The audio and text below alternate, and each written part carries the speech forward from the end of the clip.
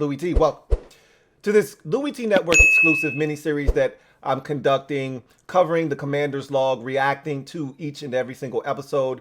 We've already covered episode 1, and I want to give you the biggest takeaway from episode 2, which was another fantastic episode. This episode was primarily based on Daron Payne's re-signing here in Washington and kind of chronicling his journey. EB coming on board, his press conference, and what he's going to bring to the table. And then the free agents that they brought in. They showed them kind of, I think it was Brissett, Gates, and Wiley being shown, the facility, giving a tour. Essentially, Ron was giving them a tour of the facility, showing them where everything was, kind of establishing a culture. And to me, that is the biggest takeaway from episode 2 is culture. That's the number one word that I got from episode 2, culture. And you start with EB. Matter of fact, let's go to the free agents first. And I think when you look at those guys that they brought in, specifically Gates and Wiley on the offensive line, I think of culture. The number one thing I've heard when people refer to Nick Gates is badass. Badass. I've heard that at least 3 times when a player was talking about Nick Gates and using a phrase to describe him. It's badass.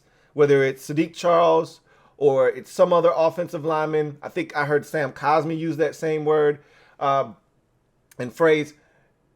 I think he brings a level of toughness. This is the thing I've heard from Giants fans. When we first signed him, fans said, you're getting a badass. You're getting a tough-ass dude. You're getting a competitor, a guy that wants to win, and really a great teammate. You're getting everything that you want in a football player in one package in Nick Gates, and we're sad to see him go.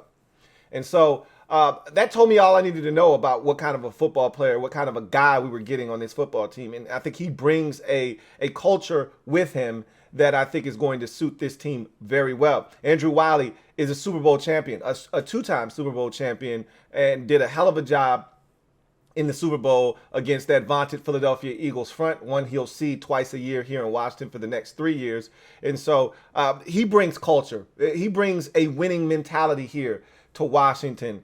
And then, Jacoby Brissett is just a consummate professional, establishing himself in that quarterback room as a leader, helping Sam Howell along his journey.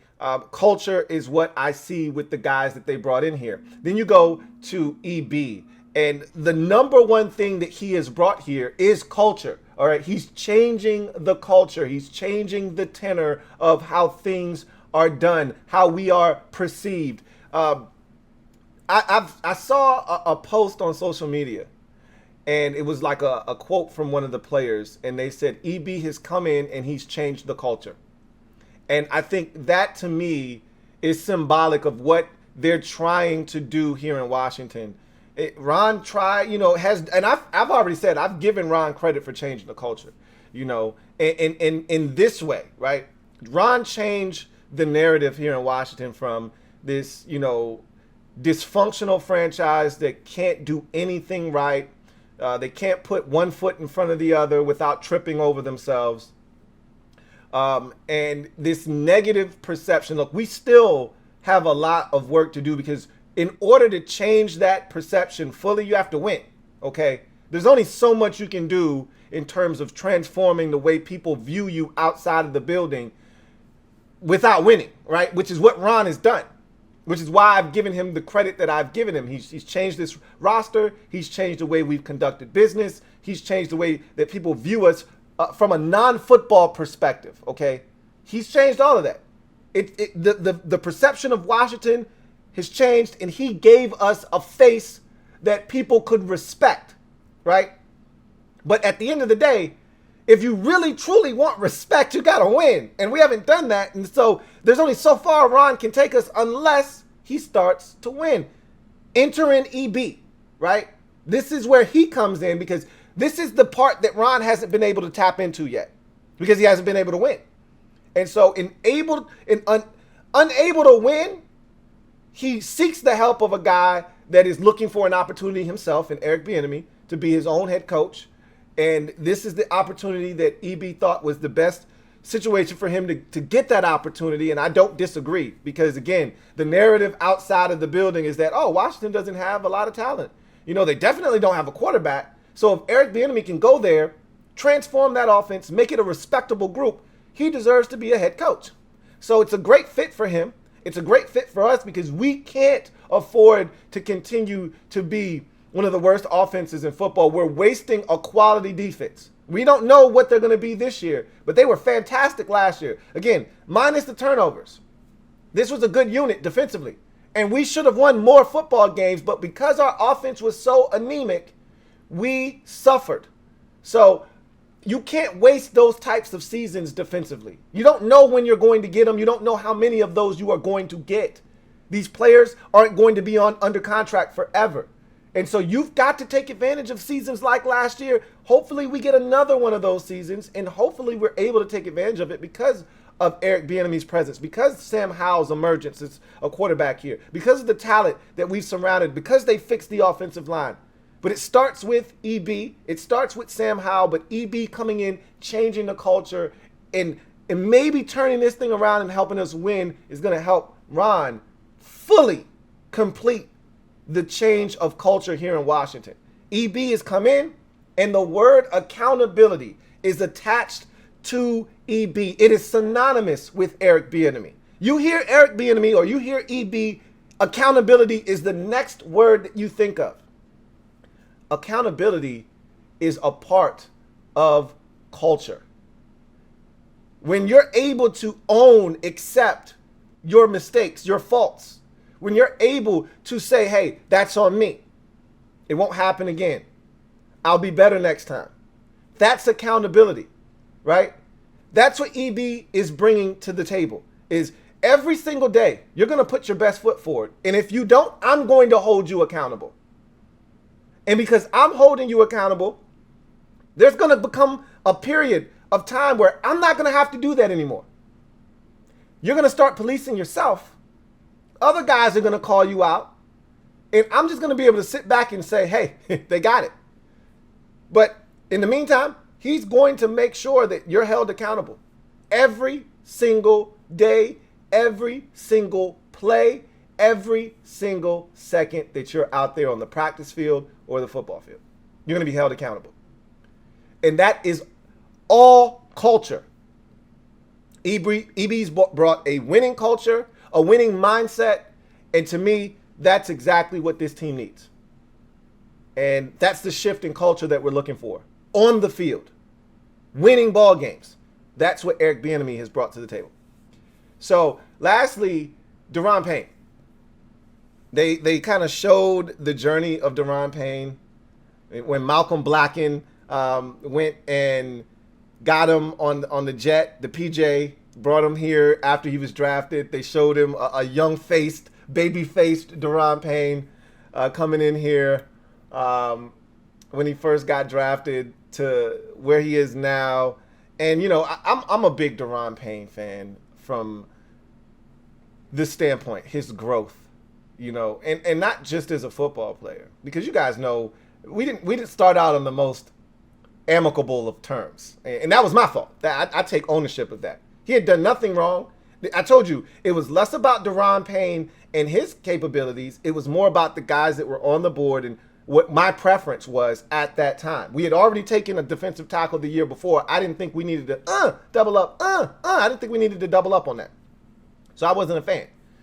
I was more so looking for a guy that could help us get to the quarterback, because at that time there was no Montez Sweat, there was no Chase Young. We couldn't get to the quarterback. All right, Junior Gillette was getting hurt every other year, or every single year rather, and so we were waiting on a guy that was essentially a ghost. I wanted a pass rusher. I wanted a guy that was a difference maker at that, either defensive end or linebacker position. That's what I was fixated on. And I would have settled for Derwin James as well. But they went, Daron Payne, and it turned out to be the right decision, ultimately. But we didn't get off on the right foot. That was my fault.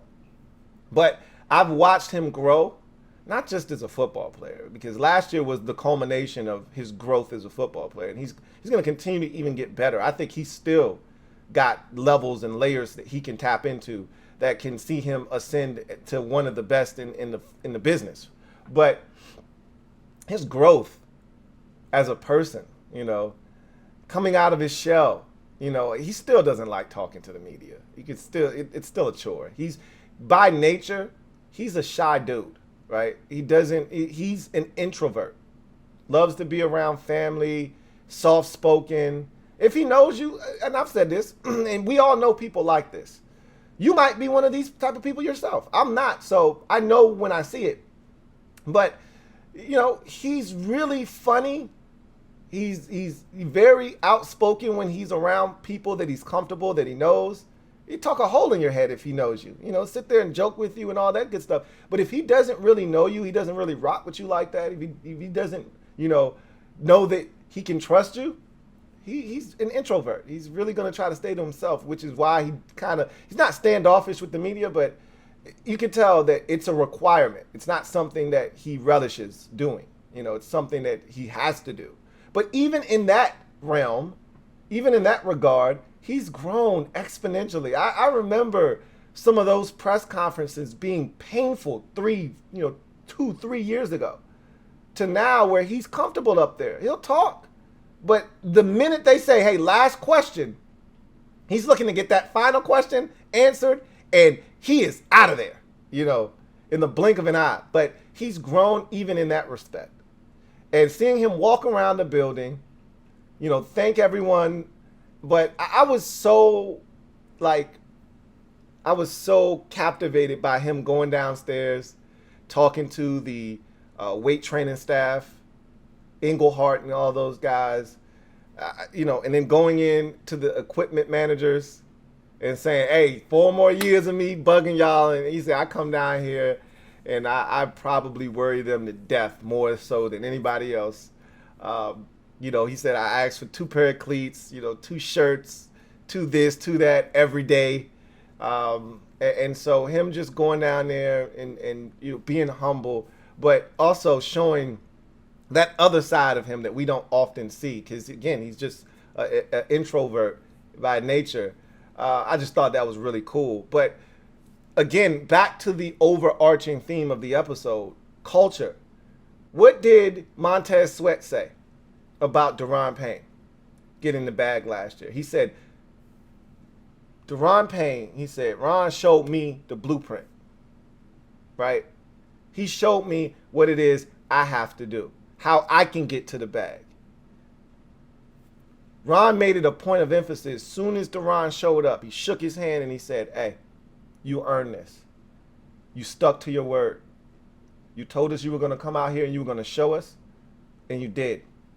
And Daron said, in return to that, and y'all stuck to y'all word. Y'all told me if I went out and I balled, y'all would reward me, and you did. And that's what it's about. And I've been telling y'all about this for years.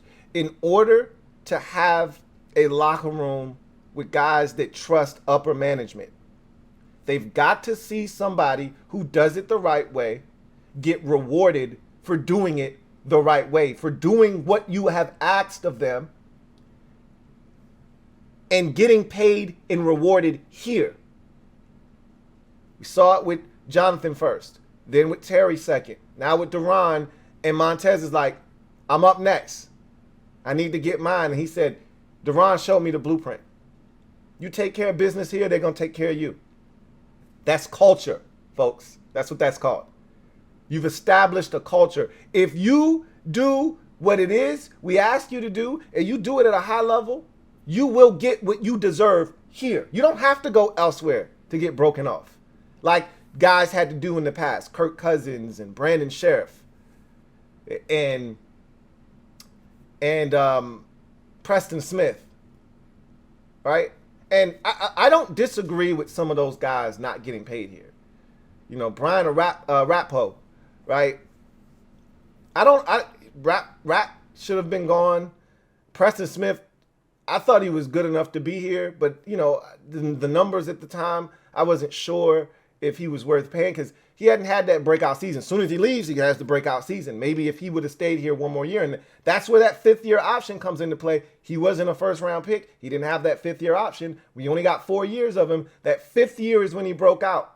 Maybe if he was here one more year, maybe he would have broken out. I think that's where we're at with Tez. Because Preston Smith and Montez, if you can remember, if you've been a fan, if you've been following, they're very similar. Preston Smith used to be among the league leaders in quarterback hits. He just didn't finish, right? He was just a smidge too late. And that 5th year, that's when he turned it on. Just like Duran, just like Preston, I think Montez, unlike Preston, who didn't have a 5th-year option because he was a 3rd-round pick, you're going to see an opportunity here for Montez Sweat to flip that switch in year 5, put it all together, just like Duran did, get to that double-digit landmark that we're looking for, and get to the bag. But again, a culture has been established. You do it right here, you do it big here, you get paid here. So for me, episode 2 was all about culture. And the thing that I love was when Ron brought in those free agents, Jacoby Brissett, Andrew Wiley, Nick Gates, he pointed to the trophy case. He said, hey, we want more of those. He did the same thing with Emmanuel Forbes. Hey, we want more of those. And we hope that you guys can help us do that. You know? That's what it's all about at the end of the day. So, culture was, to me, the overarching theme of episode 2. And honestly speaking, that's what we've been looking to change here in Washington for quite some time. We've done it off the field, I believe. We've cleaned up the off the field stuff with Dan getting the hell out of here, with Ron being the face of this franchise and giving us a respectable face, and him getting rid of the, knuckleheads that were here that, didn't necessarily fit with what they were trying to do. This team is clean now. And unlike in the past, where at times we were clean and I would complain about us having Boy Scouts, we actually have talented football players. We got some dogs now. And they bite. But now it's got to start turning into wins.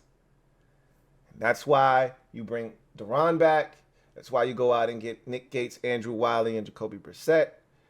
And that's why you bring in an offensive coordinator like Eric Bieniemy to change the culture on the field and turn losses into victories.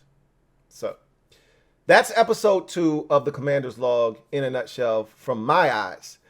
I'll see you guys next time for the breakdown of episode number 3. Another fantastic episode. So much to dive into there. Can't wait to talk to you guys about that one. Bart Scott. Can't wait. Until then, you guys take care.